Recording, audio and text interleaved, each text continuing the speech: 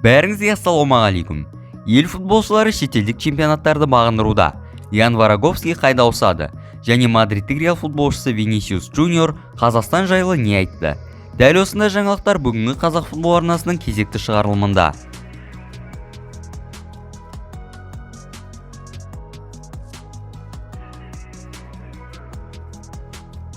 Қазақ аяқ допшылары шетелдерде жарқырауда. Өткен маусым Нұр-Сұлтандық Астанада аяқтап, осы жылы ресейлік Роторға ауысқан Алексей Щеткин қазірдің өзінде волгоградтықтардың көшбасшысына айналды. 29 жасар қазақстандық ойыншы РПЛ-да өткізген 4 ойында 2 мәрте гол соғып үлгерді. Алғашқысын Азулы Ахматқа қарсы ойында соқса, екіншісін Сочи командасымен кездескенде салды. Жанкүйерлер сынына шектен тыс тап болатын Щеткин енді Қазақстан ұлттық құрамасына шақырту алуға басты үміткер атанғандай.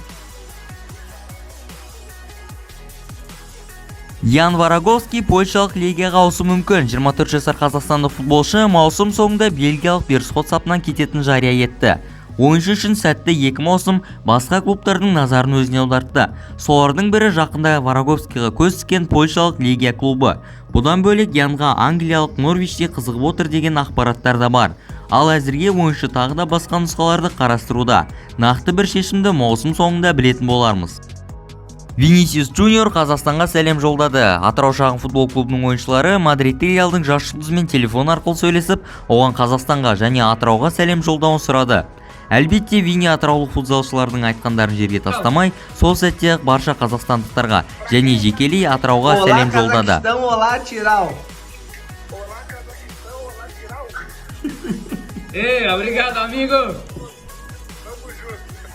Бүгінге келіп жеткен ақпараттар леп осындай. Сіздермен бірге болған қазақ футбол арнасы, мен Әмір Жәнбек, аман сау болыңыздар.